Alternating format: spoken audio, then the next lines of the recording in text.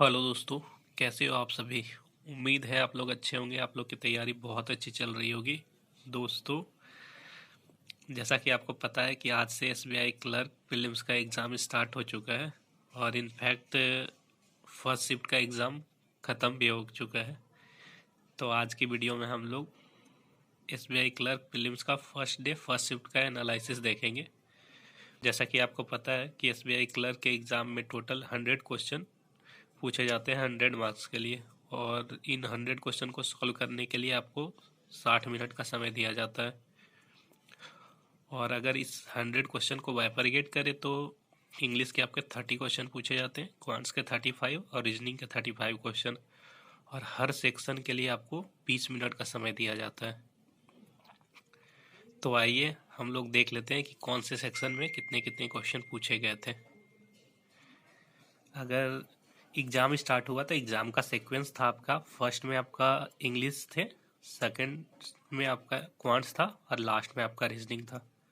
अगर English section की बात करें तो इंग्लिश में टोटल 30 क्वेश्चन पूछे गए थे, जिसमें से 5 क्वेश्चन आपके मिस स्पेल्ड के क्वेश्चन थे और क्लोज टेस्ट के भी मिस स्पेल्ड के टोटल 4 क्वेश्चन थे। क्लोज टेस्ट के आपके 5 क्वेश्चन थे और एरर डिटेक्शन के आपके 5 क्वेश्चन थे। सिंगल फिलर के आपके 3 क्वेश्चन थे, रीअरेंजमेंट के 4 क्वेश्चन थे और रीडिंग कम्प्रीहेंशन के 9 क्वेश्चन थे, जिसमें से रीडिंग कम्प्रीहेंशन में 9 में से 2 क्वेश्चन, एक क्वेश्चन आपका सिंगल फिलर का था,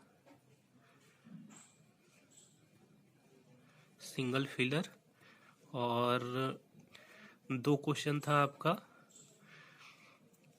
एंटोनेम और सिनोनेम का, जिसमें एक था आपका स्ट्रेन और दूसरा था सीयर। एक वर्ड था आपका स्ट्रेन, दूसरा वर्ड था आपका सीयर। इस तरीके से टोटल आपके इंग्लिश के 30 क्वेश्चन पूछे गए थे। और अगर दूसरा सेक्शन आपका क्वांट्स का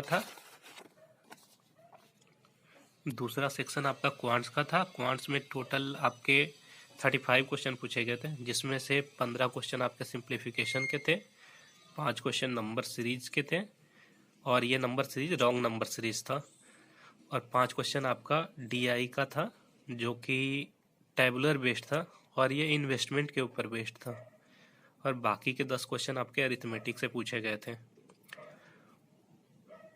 और अरिथमेटिक में जो चैप्टर पूछा गया था, एक क्वेश्चन आपका एवरेज से था, एक क्वेश्चन एजेज से था, एक क्वेश्चन आपका रेशियो से था, एक क्वेश्चन कंपाउंड इंटरेस्ट और सिंपल इंटरेस्ट से था, और एक क्वेश्चन आपका मेंसुरेशन से था, और एक क्वेश्चन आपका परसेंटेज से भी था, और भी क्वेश्चन थे। टोटल 10 क्वेश्चन अरिथमेटिक के पूछे गए थे।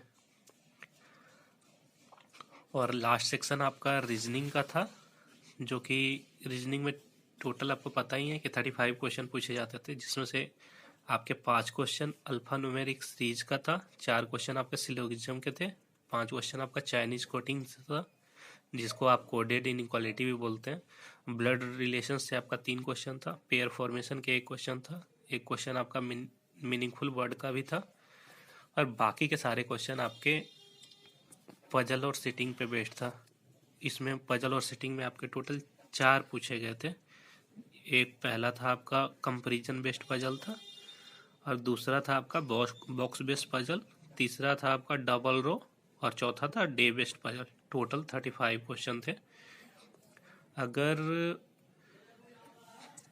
गुड अटेम्प्ट का बात करूँ तो कि आप कितना अटेम्प्ट करके आए हो तो अच्छा है, मतलब कि आप सेफ हैं, तो मेरे ख्याल से आप अगर 80 क्वेश्चन अटेम्प्ट किए हैं तो, और आपका एक्यूरेसी सही है, तो आप अच्छे पोजीशन पे हैं।